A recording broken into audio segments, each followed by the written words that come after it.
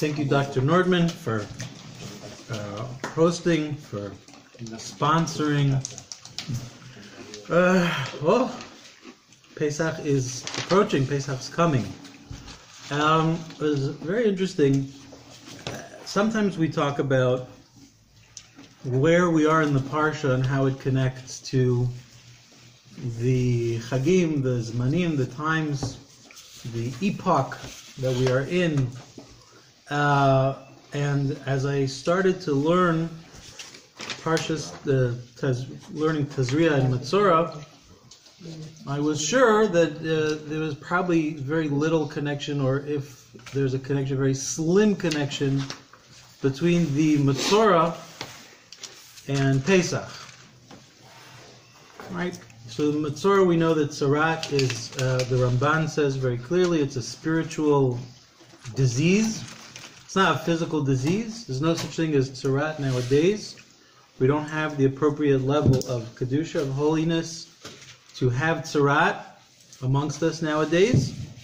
So the Metzora has a whole very interesting process where instead of going to a doctor, he has to go to a Kohen.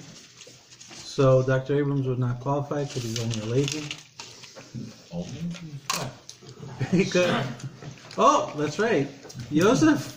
Dr. Abrams cleans Yosef's hand, which is a metaphor. He cleans his mind and he helps him get ready, prepares him to make the proper decision. He's a soul doctor. So he has a Kohen and a paramedic at least. Now we have Ovish. Yeah. So the Kohen checks, he's the one that declares, and there's a process during the checking called Hezger, where the Kohen sometimes is not sure if it's a Tzarat, and he has to see how it changes over the next week or 2 weeks. Different types of Tzarat have different levels of time that the Hezger works for, where he's closed into a house and he's not permitted to leave. Now, at the point where if he becomes a Tzarat and he has to become purified, so at that point he has to leave the Machane, he has to leave all 3 encampments in the desert. If they were in the land of Israel, if it was a walled city, he had to go outside of the walled city. And at the end of the process, there's a whole purification process where he shaves himself, and he has to bring a very unique korban, a very unique sacrifice. So we don't see this sort of sacrifice anywhere else. He has to bring 2 birds, and he also has to bring a very special sprinkler. I don't know which we should call it, magical broom, that has 3 components to it. How do you pronounce that? Hyssop? Hyssop? Oh, the hyssop bush. Hyssop bush. All right, the holy hyssop. It's delicious on pita. He has etz erez. He has a piece of cypress. Cedar. Really? Thank you. He has a piece of a cedar tree. He has to use the shani of the tolad. He has to use a special silkworm wrapping over here together with the holy hyssop. He makes a special broom. 1 bird gets malika, the neck is cut. Blood is poured into special water. It has to be mayim chaim, has to be spring water. And then the other bird gets dipped in it and sent away. They have to be wild birds, goes out to the field. And the special broom goes in and sprinkles the Metzora. There are other steps to this purification process, but that's step 1. And that's what we want to focus on. They're supposed to be matching birds to an extent. Right. The bird gets dipped or sprinkled? The bird gets dipped, I believe, in the water and then sent away. And he gets sprinkled. Okay, so we're going to start with a very mysterious Ibn Ezra. So the Ibn Ezra at the beginning of this week's Parsha, Parshat Metzora, commenting on Ve'etz Erez Ve'ezov, this special broom that we're making specifically for purifying the Metzora. And he says as follows. He goes to the fact that we have a Metzora, to what the Ezov is exactly nowadays, but at the end, that's what we want to get to. Oh, this is, okay. V'ina Metzora v'abayit v'menuga v'tumas hameis krovim. These 3 things, the Metzora, meaning the person who gets the Tzarat, The Bayit HaMenuga, you know there's different levels of Tzarat. It afflicts, times where it afflicts the house as well. So the house, the Tumas HaMeis, Krovim. They're all related to each other. These three things, the person impure from the dead, the house, and the Tzarat himself, the Metzora. Vehine gam hem kidmus Pesach Mitzrayim. And these three things are similar to, they're connected somehow to Pesach Mitzrayim. Meaning the korban that was brought, right, the sacrifice that they brought in Egypt on the night of, they bring the sacrifice on the night of the 14th, going into the 15th, and they eat it on the 15th. The only similarity I can see is smearing blood. It's the only thing. On the doorsteps, and then you've got the sprinkling of blood with the bird. That's the only connection. There's blood. There's a lot of blood. There's a lot of blood, yeah.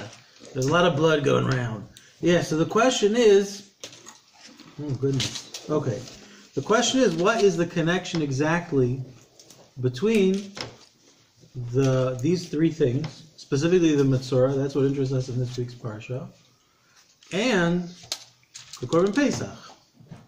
What's the connection? Not just any Korban Pesach. The Ibn Ezra is very specific. Pesach Mitzrayim. The Pesach, the Korban Pesach that they brought in Mitzrayim. Okay? What? Everybody was a Safek Mitzrayim. Okay? No, as I'm saying, it seems at the beginning like it's not a very clear connection. What exactly is the Ibn Ezra going for over here? So, the Shla, in his drasha for Shabbos HaGadol, actually sees this Ibn Ezra as a proof for an idea that he wants to bring, which is that there's a connection between these four things, and that is this magical broom that we've been discussing. The cypress, the shani tolat, the cedar. Well, I'm telling you, if there are any carpenters that are listening or watching, I'm really going to get it. The cedar, the silk string, and the holy hyssop, this magical broom, is the one variable which is shared in all four of these things. Now, the regular Korban Pesach does not have it, but specifically, Pesach Mitzrayim, the Pesach that they brought in Egypt, they used specifically this magical brush, dipped it in the blood of the Korban Pesach, right? Chazal tell us also the blood of the Milah was mixed in with it, and that's what they used to paint that big red hay on their lintel and doorposts when they were in. Okay, so that'll make the carpenters feel good. I made up with that one, the lintel. While they were in Egypt, the night before they left, so we see that they all have the similarity that they all have this same 3-4 brush for all four of these things. Now, if we were left, what's that? What are the four things again? The four things are the Metzora himself, the house, which gets Tzarat, the Tumas HaMeis, right? That's also how they purify him. That's also how they purify him with the ashes, right? The Mechatas. They also get sprinkled with the same magical 3-4 brush. And the Pesach. And the Pesach in Mitzrayim, specifically. So those four definitely all have that shared variable. One is a mixture of bloods, and the other is a mixture of water and blood. Is that correct? And Metzora is and the blood, the bread, and water? Yes. Pesach is just blood. 2 bloods. The 2 bloods. Right. And the Mechatas for Tumas Meis is water and ashes. So, if we were left at our own devices, we may be scratching our head for a while. The Shla does help us out over here and points out that something fascinating. He brings 4 parallels between the Metzora and the Exodus from Egypt, Yetzias Mitzrayim. Okay, so what are the 4 parallels? Where do we see that Tzarat comes up in the story, plays a central role in the story of Yetzias Mitzrayim? I didn't bring the whole Shla because that would have been a lot. It's worth seeing. But I brought the 4 things that he mentions. So the first one is Paro Tzaras. Okay, good. And That's already the other one is after. Miriam. Is after. were looking for Yetzias Mitzrayim. No, No? it's Raz. Okay, wait. So they're on the sheet. We can go through them, but we can guess them if we want. So the first one is Yado Mitzorat. We see that the savior of the Jewish people, our Mashiach, our Goel, Moshe Rabbeinu, Put his hand in. when he comes to Hashem and he says, "I need a sign to show the Jewish people," right? So one of the signs Hashem gives him is he tells him to put his hand into his cloak, take it out, and when he takes it out, his hand is covered in tzara. So that's the first time we see it, is Moshe's hand. Moshe, somehow the sign for the Jewish people is tzara. The second place that the Shloah brings, which Benny, right, was one step ahead of us, right? V'yamas melech Mitzrayim, when Paro dies, there's different opinions in Chazal that our sages bring. What does it mean that Paro died? One of them is he really died. One of them is he saw that there was a new elections coming up, and so he changed his entire platform to get a few more votes. He suddenly didn't know who Yosef was, And he was right? left out. Meaning he was with the left. So he died. Didn't get enough seats to pass the threshold. And another opinion Chazal bring is that he got tzarat, right? Because there's someone who has tzarat is nechshav kemes, because he has to leave everything behind. He's as though he's like a dead person during that period. So we see that now this very interesting flips, that Moshe has to get tzarat, that's the sign, that's the symbol. Paro gets tzarat on the opposite, right? The one who's enslaving us and the one who frees us. And the third thing the Shloah says, this is his own chiddush, is that we spoke about that part of the process of the tzara, of the Mitzorah, you get something called hezger. He's closed in confinement to this house. He's not allowed to leave. That's how the Jewish people were when they were in Mitzrayim, because she'ein eved haya yachol livrach, no slave had ever succeeded in escaping Mitzrayim. They were trapped in Mitzrayim. They couldn't go out in the same way that the Mitzorah was confined to this room. And of course, the fourth parallel, the one that we discussed, was the magic 3-4 broom. The Mitzorah was confined to a room, or he was saying outside of the camp? No, but after he's declared impure, he has to leave the encampment. During the process where he's declared impure, that process can take that can happen right away, or can take a week, or it can take 2 weeks. I see. And then he's confined during that time. And during that time, he's not allowed to leave the place that he's confined to. So too, the Jewish people were confined in the land of Mitzrayim. They were not allowed to go out. They also made their own confinement, you could say, in Goshen, which was also, they Yes. confined themselves. But they spread out throughout the land eventually. And that one night they were confined to their houses, they couldn't leave because the Malchus was going around killing everyone. Okay. So we're gonna stick with the Shloah right now. His connection is the confinement is that no Eved was ever able to escape Mitzrayim, meaning it wasn't by choice. He didn't have a choice. Hashem said, "You're stuck here. You can't go out. You have to be here." Okay. And then the fourth one, which was we said. Now the other thing. Now I think that if the Shloah had stopped there, it's like a little bit more, but we'd still be scratching our heads trying to figure it out. So Baruch Hashem, the Shloah gives us a little bit more, even though one has to do a lot of their own. We're gonna have to piece together more pieces to this Shloah. So the other thing that the Shloah points out is a well-known Medrash Rabbah in Vayikra that b'schus arba dvarim, there were 4 things that the Jewish people merited to be redeemed. They merited the Geula. And 3 of those 4 things have to do with, lo and behold, speech. Right? One is, Shaloshanu es Shmam. They didn't change their names. Lashonam. Lo Shanu es Lashonam. They spoke Lashon HaKodesh. They spoke the holy language. And the final one is that Shelo Dibru Lashon Hara. They didn't speak Lashon Hara about each other. So we see that there's something. Possible? What? How is that possible? We see that very clearly, but it doesn't interfere. Exceptions. No, it's exactly okay. The Gur Aryeh asks basically your question. And I think we spoke about this maybe last Pesach or 2 Pesachs ago, that Moshe comes out, he sees Dasan and Aviram quarreling, he reprimands them, and they tell him, what are you going to do? Who made you a king over us? You're going to kill us the way you killed that Mitzri. And then the Pasuk says something very strange, that Moshe began to fear, and then the thing was known to him. And it's very interesting that Rashi explains both of those verses kipshutam, the simple understanding, and then he brings the Medrash, because the Torah doesn't usually tell us what a person's feeling or thinking. It just tells us the events, and what difference does it make how he felt at the moment.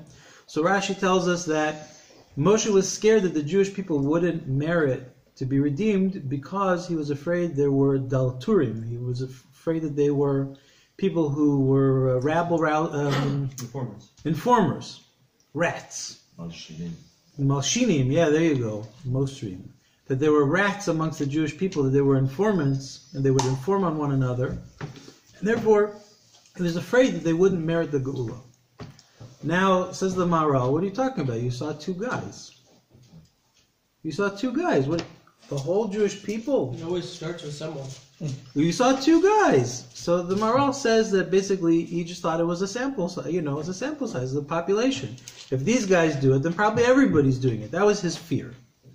But what we see at the end of the day, that since they did have Geula, and the Medrash understands it's because it didn't speak Lashon Hara, that as a matter of fact, it was significant because it was an exception. It wasn't the rule. So those 3 things, speech, we see, plays a central role in Geula, plays a central role in redemption. So once again, we're brought around this whole thing with the Metzora, even though Chazal bring several reasons why a person would get Sarat. The main one the main reason, and the one that Chazal speak about in several places, is Lashon Hara. Speaking ill of others, gossip mongering, informing, all these sorts of things, cause the Tzarat. So we see that now, more and more Tzarat and leaving Mitzrayim are becoming more and more intricately woven. That not only are the 4 parallels of Moshe, Paro, the Hesger, and the triple broom, the hyssop broom, but also that the Geula, redemption, revolves around speech. So there's a speech connection over here. So these are mine over here. Inyan Apeh Belela Seder. I kept running with this shlah and said, wow, look how fascinating it is that there are several concepts that revolve around the mouth on Pesach, not just several, it seems to be the main thing. The main thing of the night. That's what it's all about. So first of all, of course, Yosef is familiar with the works of the different Sfarim HaKadoshim, but the Sfarim HaKadoshim mention this idea that Pesach is Pesach, right? Oftentimes the Gemara will switch out a samech for a sin in the Aramaic. So Pesach, the mouth speaks. What's Pesach all about? Talking. The next example that I brought over here is based on the Gemara. Gemara mentions it in a few places. I brought one for you in Psachim Kuftet Vav Amud Beis. That why do we call it Lechem Oni? Right? The Gemara asks, why do we call it Lechem Oni? Why do we call matzah Lechem Oni, the bread of affliction? Different reasons why the Gemara is asking the question.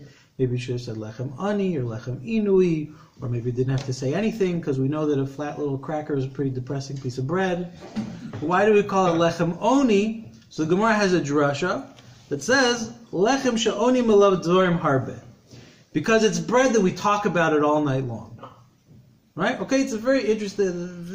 The Chazal in itself is very interesting. The Maharal uses this Chazal in V'ur Hashem in Nun Aleph in 51, chapter 51. He says that's why Halach Ma'anya is what you start the Seder with, because the matzah is the star of the show, as we spoke about last year. It's the bread. We talk about this bread all night long. So we see it's not just that the bread; it's the bread that we talk about. This idea of talking comes about once again. The third thing that I brought is Kol Marbe L'Saper B'Tzias Mitzrayim Harazim Meshubach. We see that Pesach is very unique in that there's no script. Now we have a Haggadah. The Haggadah was not fixed in a way that you have to follow it strictly. It's not a kriya. You don't make a bracha that you're about to read the Haggadah. As a matter of fact, there are a lot of minhagim, how the Haggadah came to be structured. Took pieces of Mishnayos, pieces of Gemara here and there.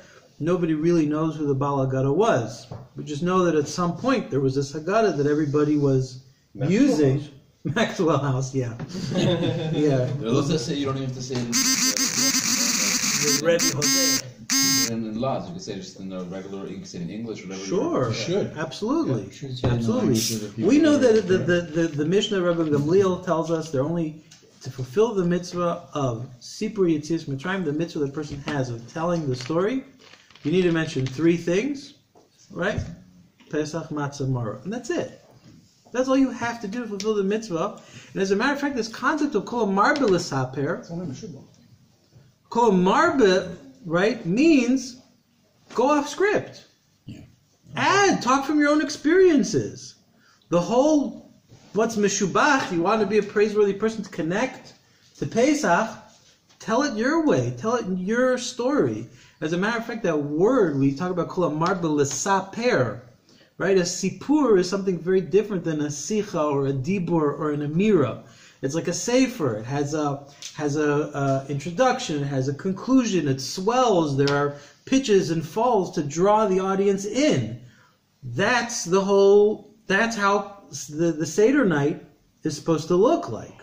So we see that now we have another thing that the Seder is all about. Sipur. It's all about going solo and inventing and creating and finding your way to connect specifically to the story of Mitzrayim, not about what's reading specifically what's in the pages in the book, which is obviously those are there to help us. I was told by a very senior Rav many years ago that the Magid was for those who have very little imagination. That you should separate from it periodically. Sure. Your own I mean, input. find ways to ask questions, Yeah. to talk about it. The Magid is there. There's so many things Chazal gave us to help us, Yeah. to get the conversation going. But that's the point, the conversation starters. Now the next thing is that the other three mitzvahs, or really four mitzvahs if we're counting, is eating and drinking. Right? You have a mitzvah to eat matzah. Where else do we have a mitzvah to eat something? Right? We're used to shake something, pick it up, kiss it, talk about it, go there. There's a mitzvah to eat a specific food in a specific amount. There's a mitzvah to eat matzah. There's a mitzvah to eat a korban pesach in the time when there's a Beis Hamikdash, and there's a mitzvah to eat maror. Nowadays we don't have a Beis Hamikdash, so maror is not a deraisa, it's a derabanan, but we have these three mitzvahs. And on top of that, we have these 4 cups to drink, right? It's not just about having it on the table. It's about drinking, right? All the interaction of Pesach are things that are involving the mouth. Things coming out, things going in. It's a completely mouth-centered evening, right? So now the Metzora and the Shlah have given us this sort of runway to start figuring out, trying to understand what it is about Pesach that the mouth becomes the center, the focus of everything. Okay, so now Benny once again was a step ahead of us. We're going to go to this Rashi in the end of Parshas Bo, chapter 12, verse 13. Vaya adam lechem laos. The verse says that the blood is meant to be for you a sign. Rashi, lechem laos, didn't just say that the dam should be an os. It said the dam should be a sign, should be a sign for you. Lechem laos v'lo lachem laos. It's a sign for you, it's not a sign for others. That means that the blood was where? Inside. The blood was inside, not outside. Why was the blood inside? Not just because it was a bad idea to be outside when the Malach HaChavala was coming to town, the people were, dying in the streets. To be inside because it was meant to be a sign for the people sitting in the house. So now we're going to have to go back and think about this Hesger that the Shlah told us about, right? This idea that the Korban Pesach parallels the Metzora that maybe there's something deeper, that also there's a certain Hesker on the night of Pesach. So there's this Rabbeinu Yonah, I'm always happy to read it, it just blows, I think it's just an amazing Rabbeinu Yonah. There's a whole series of Rabbeinu Yonahs over there which are just incredible. So in the Gemara in Brachos on Daf Tes Amud Beis, page 9, folio B, there's this, over there we have all these halachas of Smichas Gula L'Tfila, of connecting, we'll just say the simple understanding of Gal Yisrael, that bracha, to the Shmona Esrei. Okay, that's why I was telling you that the two shurim are connected. Okay, so there's a question about Hashkivenu. If the whole thing is connected Gal Yisrael to Shmona Esrei, well then we have this Hashkivenu bracha, which is sort of in the way, just clunked in the middle there, and it has nothing to do with Geula, as far as we can tell. So the Gemara answers and said it's okay, even though you have to say Hashkivenu in between Geula and Tefillah. The Gemara says it's fine because it's Geula Richta Damia. It's like a long Geula. It's like a longer Geula, right?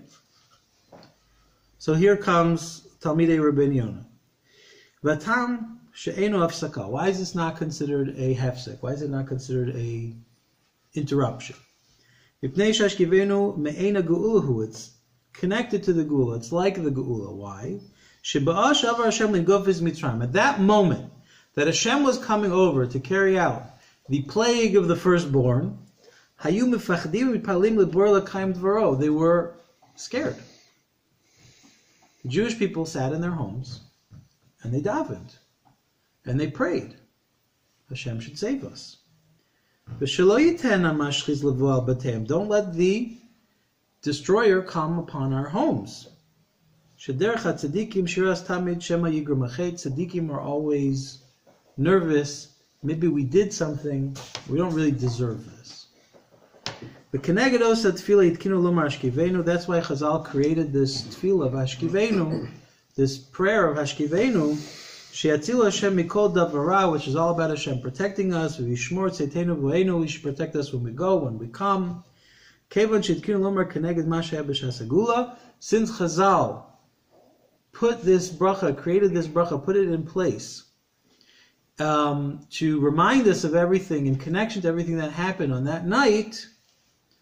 Amr de lo havi hefseka. It's not a hefsek kedugula richta dami. It's like a longer geula.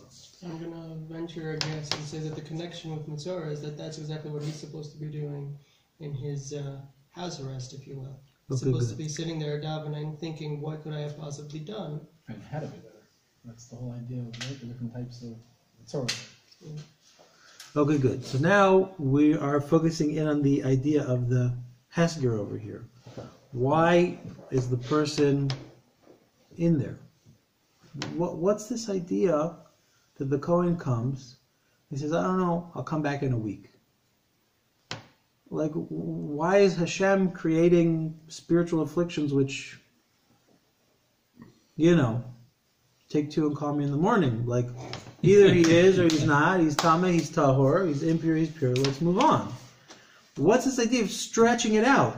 Making him sit in the house for a week, and then the Kohen comes back and says, oh yeah, no, you really are Tameh, or no, you're Tahor, sorry, it's okay, go dunk in the mikvah and everything will be fine. What's the point of that? So seemingly the point of that, it's unbelievable. The whole idea of the Matzorah of Tzarat, Hashem gives him so many warnings. There's so many opportunities to mend your ways and to do tshuva, and we know that Lashon Hara is not an easy one. We know it's hard work because it's something that gets so deep down in a person, it's very hard to change. But according to many of the Mefarshim, the other tzarat, the tzarat on the house, right? The affliction on the house, the affliction on the clothes, those are all warning shots. They're moving closer and closer to you. The Rambam, Maimonides says it beautifully, that this idea that a person needs to be aware that his words have a hashpah, they have an influence, they have a impact on everything around them. It impacts the house. You speak a certain way, it impacts the house. It impacts things which are close to you. And then ultimately, if you don't do anything about it, it's going to impact you. It's going to change you, your very self. And he still has more opportunities. He has Hasker to work on himself, to do tshuva, to try and change. What were the Jews doing in Mitzrayim on that night of Pesach Mitzrayim?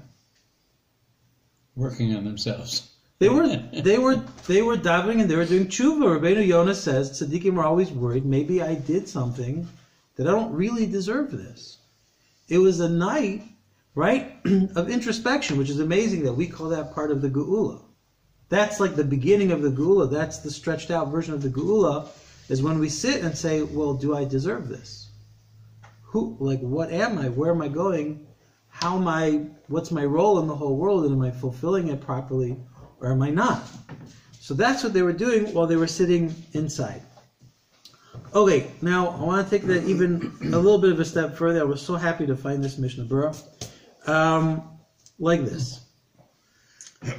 There is a halacha about when you have to stop eating any sort of matzah on the 14th, the day before Pesach. Now, Ashkenazim already know from Rosh Chodesh not to eat matzah, even matzah ashira. I'm not for the entire year. Some people are machmir all year long not to eat it. Same doctor's orders. And the reason is, right, why don't we eat matzah? Because we want to come to the Suda with a taiva for matzah. We want to have some sort of appetite. So don't eat anything. Oh, so now, For a month? if we would have thought, like Yosef is saying, that we have a similar halacha every Erev Shabbos. That you're not supposed to sit down and make yourself a Suda, right? Because it's only pot, it's only bread that we're talking about, which is any mazonos or amotzi that we're talking about on Erev Pesach. You can eat meat, you could eat fruits, you could eat fish, right? All these different things that the Shulchan Aruch, the Mishnah Berurah bring. You can eat things which aren't a meal. So that seems very similar to what we see on Shabbos. We have a mitzvah of Onig Shabbos. We should have to delight in Shabbos, and that comes through the food that we eat and what we drink. And so therefore, we don't want to come into Shabbos full, and we don't have room, and then we're not really having Oneg from all the delicacies that we've put out. But what we're going to see is that, as a matter of fact, this mitzvah is very different. This halacha is very different. So we're starting in the Haggah, we're starting in the Ramah. The Ramah says, Matzos shiyotzei ba b'layla asur lechol kol yom haba asar. Right? Everybody, right? The whole day of the 14th, says the Ramah, you can't have these. The Shulchan Aruch talks from the 10th hour and on about matzah ashira. So the Ramah says the matzah that you're using for the night of the Seder, which you cannot use matzah ashira, you can't use matzah that had any oil or wine or fruit juice or anything like that poured into it. That you can't eat the whole day of the 14th. The katan she'eno yodeh mashe mesaprim b'layla mitzis mitzrayim muter la'achilo. Now a katan, a young child, who, and we'll look at the very interesting getter over here. The interesting. Does this day start at Shkia, the night before, or Kol Yom sunrise? Basar. He says, it's good question. It's mashma from the Ramah that it's Kol Yom Arbasar. No, it sounds like it's from Alos HaShachar, from sunrise. Ve'katan she'eno yodeh mashe mesaprim b'layla mitzis mitzrayim. A youngin who doesn't understand what you're talking about in the story of Yitzis Mitzrayim, he can eat. That's a very strange place to draw the line. We have an interesting ruling by the mitzvah of chinuch, right? There are certain things that we're obligated to do, and then we have to have train our children to do mitzvahs as well. And the way the mitzvah of chinuch works is that there's actually different points for different mitzvahs. So, for example, when it comes to shaking a lulav and esrog, when a child is old enough to hold the lulav and esrog and shake it, he can do the mitzvah of dalad minim. He just has to know how to be able to pick it up and shake it and not, drop it and break it and all these different things, poke someone's eye out and all that stuff. And that's it. He doesn't have to understand anything about it. Here, if you don't get it, right, that's the defining boundary as to the mitzvah of chinuch. How do I have to discipline him in the mitzvahs? If he understands what I'm talking about during the Seder, then I can't give him a matzah. So we see, right, Yosef, you see how that has no connection to the idea of Shabbos. We see this all goes around how much you know. The Mishnah Berurah comes to explain. A kid who really is not old enough to get it at all. He doesn't have to eat any of the shiurim or any of the other. He could eat matzah. He can eat matzah, but he doesn't have to. He's eat going to like eat the matzah again shiur at night. Oh, you're talking about before. He's going to eat matzah again at night. The whole question is that now can I let him have matzah? Because I want him to develop this desire for eating matzah. So we see that the desire is not about how full I feel. It's about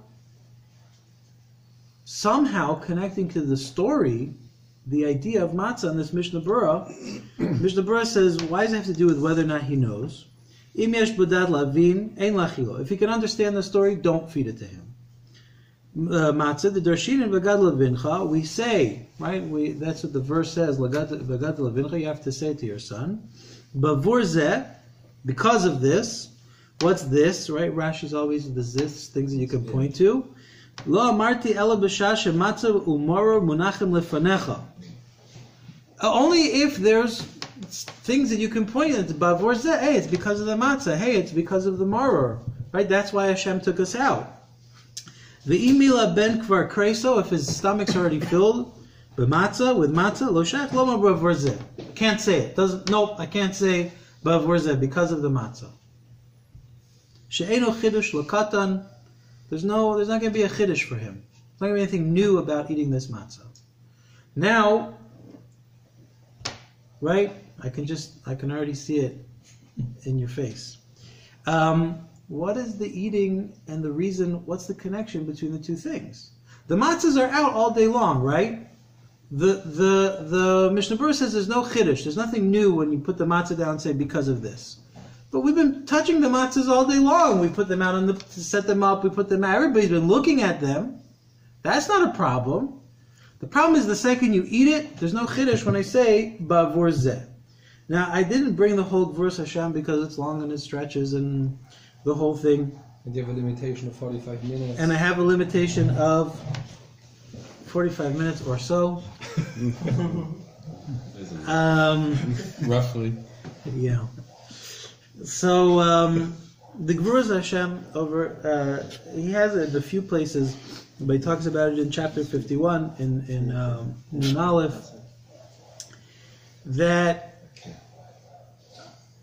we've spoken about this idea before, I believe, that there's something very unique about all the senses, Tam, Shmiya, Re'iyah, that each one of them, we see that Hashem will use them in different ways to have us connect to different ideas. So, for example, another guess? Well, yeah, there's no prizes tonight. Okay. Save it for the Seder. It's because he can see the matzah beforehand, that's fine, but it's only once he starts eating it that he's realizing and asking, why am I eating this? I think that's like Dr. Abrams' approach to not eating matzah all year long. Like, why do I have to do this? Why would I eat this? Exactly. So this is a question, and that's when he starts really thinking, we see it's also how can I get out of this? Okay. And the reasons why not. Okay, interesting, very good. But so like this. We see that, for example, the clarion call of all Jewish people, Shema Yisrael Hashem Elokeinu Hashem Echad, says there, Shema. We could have just, right, Hear, O Israel. We could have just as easily said, and we do it in English all the time, right? See, O Israel. Can I have another guess? Re'eh Yisrael. It's about internalization. Definitely about internalization. I think there's two aspects here. What you're saying is definitely true, but there's another idea over here. So also Re'eh, right? Re'eh Karati B'Shem B'Tzalel, right? Hashem says to Moshe, see, I'm singling out B'Tzalel. He doesn't say, listen to me. I think the Zohar says come and see. Well, he showed him, he opens up The Zohar, I think, says come and see, not come and hear. Where? By Shema. No, not by Shema. Just generally, it uses the term much more frequently. Come and So see. there's this idea of come and see in general. When Chazal say to us, go and see, come and see, say Re'eh, right? Puk Chazi, right? Puk Chazi is Go outside, look for yourself.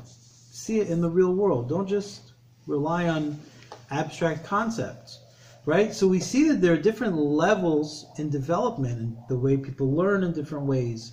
Seeing, hearing, they all apply to different aspects, and the way that the Tanakh uses the different senses are always very key and critical. So we have this concept, for example, of Tamu Ru'u es Yeshuas Hashem. You have to taste before you see the salvation of Hashem, right? Taste is this fascinating thing. If we look at it in human development, when a baby is very tiny, how does a baby know that he should trust that lady who keeps grabbing him? Right? His vision is horrible. His hearing's not great. His seichel, his understanding of the world is completely underdeveloped. He only knows one thing. He knows that breast milk is delicious. And when he tastes that warm, sweet breast milk, he says, oh, this is somebody I should, get to know. Come back for it. This is somebody I should get comfortable around because, right, this is delicious, this is sweet. So this idea of tasting things, which is on the lowest level of connecting with the world around us, of knowing whether or not something's good or not. So, for example, we humans are omnivores, right? We can eat just about anything. We're very successful omnivores. Rats are more successful than we are, but we're pretty good. And how does an omnivore know what he can eat and what he can't eat? If you're a koala, it's easy. You only eat one thing. If you're an omnivore, you have new foods all the time. You have to figure out if they're good or not. How do you know? Taste it. And based on the taste, you say, I taste the danger. I taste that this thing is not for me. Right? That's why almost every animal loves bananas. Right? They taste the sweetness and they say, hey, this is good. So there's this thing called taste, which is on the lowest level of understanding that Hashem wants us to understand things. That's why Hashem made things delicious. Right? When you taste it, there's oneg, there's pleasure, you know that Hashem loves you. Everything could have just tasted like crackers. Or matzah. Or matzah. Yes. Or matzah, which has no flavor whatsoever. Okay.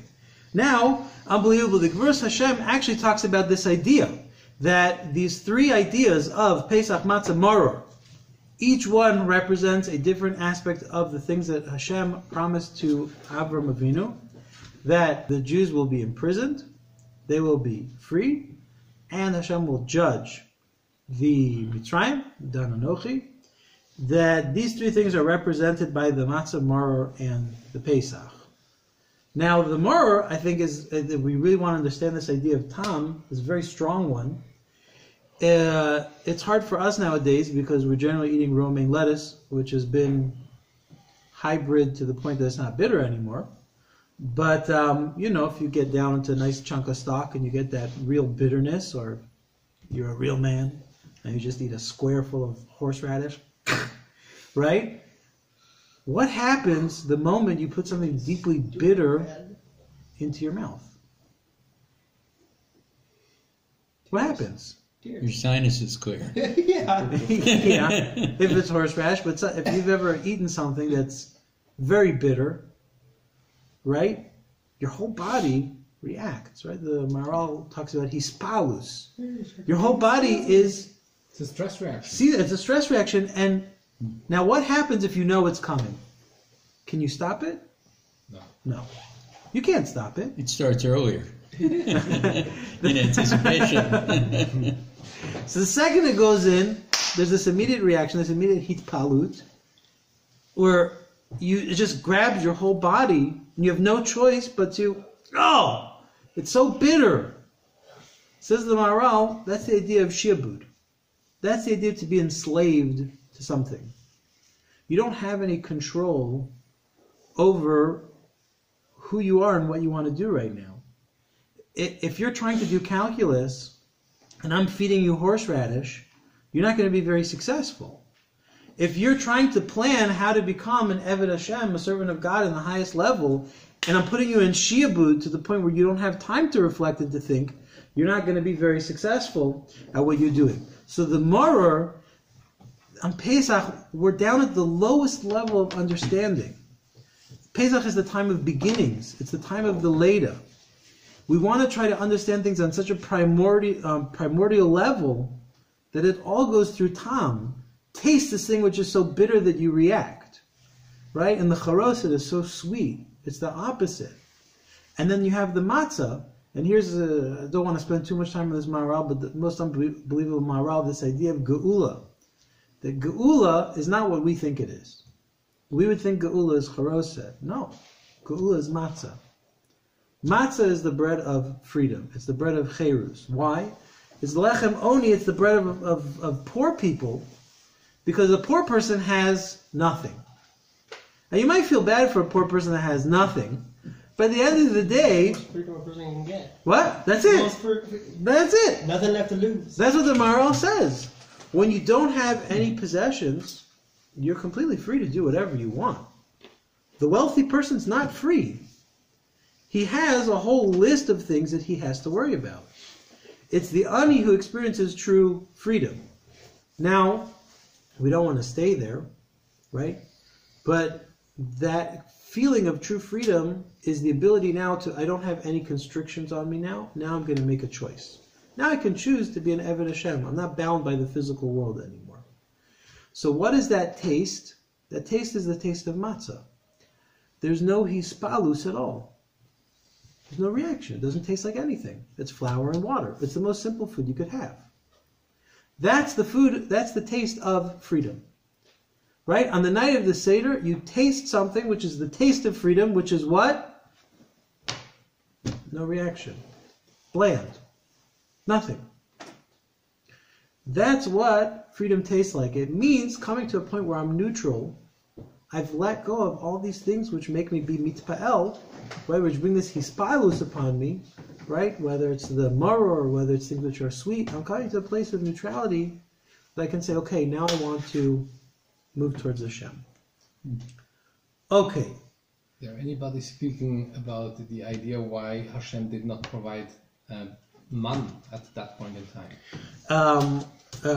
Because they didn't have time, right? So why wouldn't Hashem provide them? Yeah, so that's a good question. I don't know who speaks about it. I mean, I have a shiur that I wrote that I can send you, but we do see that matzah is a transition food moving up towards and away from man, because it's what they ate when they left Mitzrayim till they got the man. And then, when the man ran out, and they were going to go into the land of Israel, it was Pesach, they ate matzah again before they went back to normal food. So we do see that matzah is a transition food going up to and coming down from man. Okay, so we're not going to go through the entire Gur Aryeh because as it is, we're already ruining Dr. Nordman's Yekish fantasy. And that we've already hit 48 minutes. But basically, the idea of the Gur Aryeh over here is an amazing thing. The Gur Aryeh points out that we have 3 things in our trifecta brush. And the question is, why do we have 3 things and not 2? Right? Meaning that it's understood in Chazal that the Shani Tolat wasn't just used for wrapping them, it was actually part of the bundle. In the Gur Aryeh that was trying to explain Rashi, that he understands that Rashi means it must be somehow tied in and then also around the bottom. So why these 3 things? So the Erez is the tallest of the trees, right? The cedar tree. Certainly in the Middle East, that was the tallest of all the trees. And then the lowest of the lows is this silkworm. So the tall tree represents gaiva, arrogance, and the silkworm represents the lowest of the low, complete humility, right? And says the Maharal, why is that not enough, right? I'm working on humbling myself. So I was arrogant, now I'm humbling myself, bring myself down to the Talat. Why do I need this 3rd thing? The hyssop, which is a low shrub. And says the Maharal in classic Maharal fashion, because extremes aren't good. Right? He quotes the Rambam over here in Shmona Prakim, when a person is developing their midos, you don't want to go from complete arrogance to hamashmata, total humility. We always want to find a happy medium, a happy balance. That's what the hyssop is for in our bundle. So the bundle, now we're trying to understand all the connections with all the pieces. The bundle is coming to represent the idea of how do you break yourself from being arrogant, you become humble, and then you work your way back towards finding a middle, a medium. It's all about balance. And if everything's all about balance and everything's all about medium, then I think maybe we can start to understand much more clearly one aspect of this that we didn't speak about, which is why on Leil Pesach were they staring at the doorway all night long? Where was the blood? They didn't cover themselves. They didn't sprinkle it on the floor. It was specifically around the doorway, around the entrance. They were contemplating a doorway, right? Os lechem, that this dam, this blood was meant to be a sign for them. They were contemplating a doorway the entire night. What is it about doorways that you have to contemplate them before you go out to Geula? What's a doorway? An entrance and an exit at the same time? It's the threshold between inside and outside. Meaning, right, you were in this place of shibud. You're going out to this new place of going out in Torah and mitzvahs and in connection to Hashem. And tonight you're on the brink. You're on the threshold. I'm about to bring you to Geula. I'm about to set you free to make a choice. When you leave all these shiabudim behind, all this enslavement, you're going to be totally free. What choice are you going to make? And so the Jewish people spent all night staring and davening at this doorway because they were internalizing the concept of the threshold that they were about to step onto. Were they afraid of what could come in, or they were just contemplating going out? Well, there was bad news on the street. That's for sure. But Hashem wanted them to focus on the door. It's the same reason we put the mezuzah on our doorway in our home, because as we come in, we're making a choice. What am I bringing from that place into here? Mm-hmm. And as we go out of our home, we're saying, what from here do I want to bring out into the outside world? Right? That's the house is a person's private world. That's his incubation chamber where he gets to develop his spirituality how he wants to, where there's no interference from the outside world, and he can decide what comes in and out. Now, why are we talking about doorways? What's the connection? So now, if we go all the way back to the Ibn Ezra and the Shla that we've been speaking about, there's something about the mouth which is unique to all the organs that we sense with. And that is that the mouth is a doorway between inside and out. And now we're going to see an amazing Pri Tzaddik who's quoting the Zohar over here, and hopefully will bring everything to a very nice close. But why is it different from an ear or from a nose? Because things aren't supposed to be going in there. Ears, things. First of all,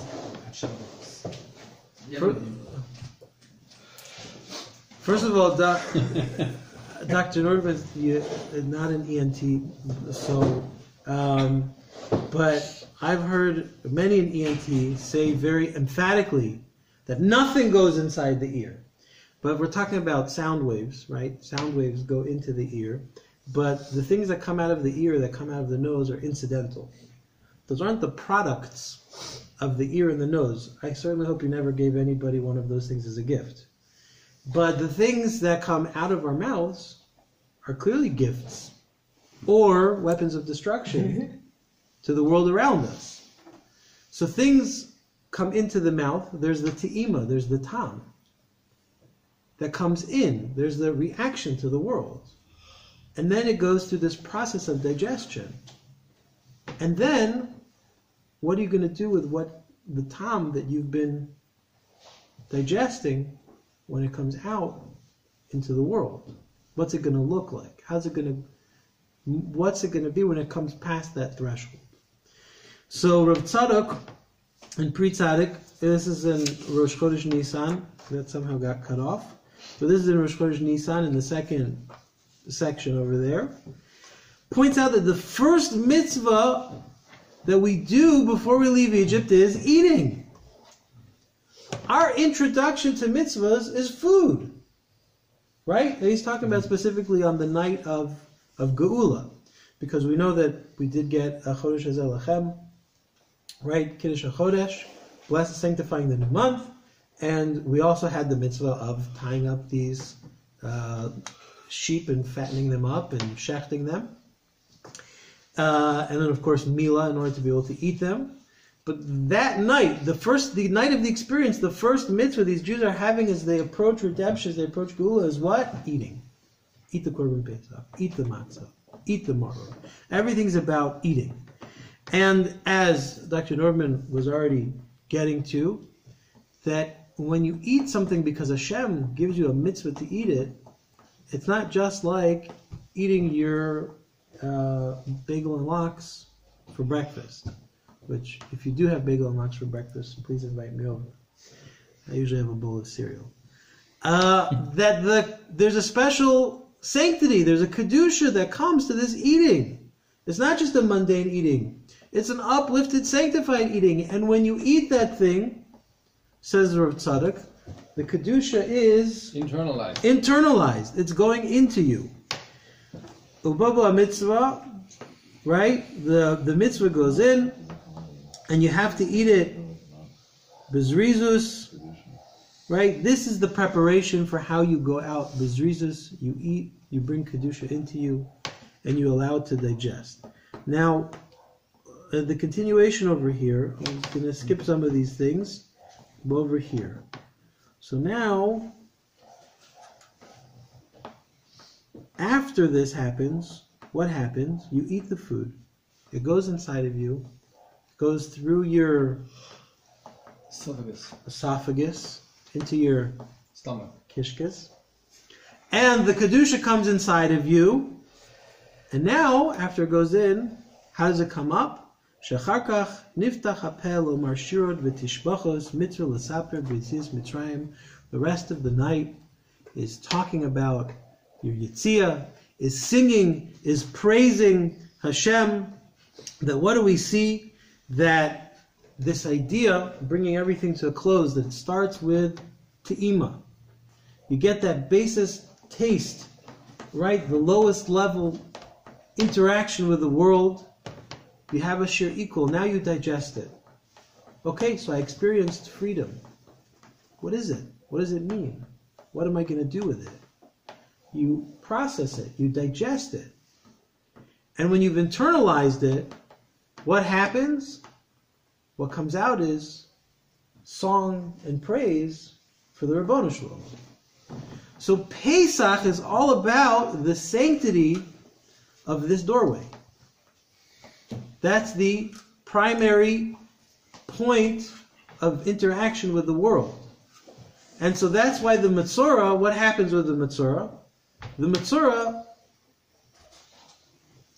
the process doesn't go right. He doesn't taste it, internalize what he's tasting, and process it before he brings the words out into the world. Everything just sort of goes in and goes out like a sieve. The tikkun for that is for the person to understand life is about balance. The trifecta brush is about finding the middle point, becoming a bridge, realizing how my work in this world isn't just to take things in for myself, but it's also to bring them out in a world that uplifts and elevates everything around me. The night of Pesach is a tikkun. It's the way we fix our dibur, our power of speech, by taking things in and coming out with praise and celebration and discussing what it's like to leave slavery, to be a free person, meaning free to make healthy choices that make the world a better place. Okay? I once asked a question Why does the Bench first. meal interrupt Hallel? Yeah. And the rabbi asked it to, said, You can't go. it doesn't. The meal is part of Hallel. It doesn't I'm interrupt it saying at all. now we need it. And it's exactly the point you're making. Yeah, my You Rebbe know, always used to like to say that Divrei Torah should be said over Well, dessert. thanks. Because Torah Yeah. is not a bland philosophy. Right. It's supposed to show you that Hashem loves you. It's supposed to be sweet. So while you're eating dessert, right, that's the perfect time to say over Divrei Torah, to connect the sweetness of the dessert to the sweetness of Torah.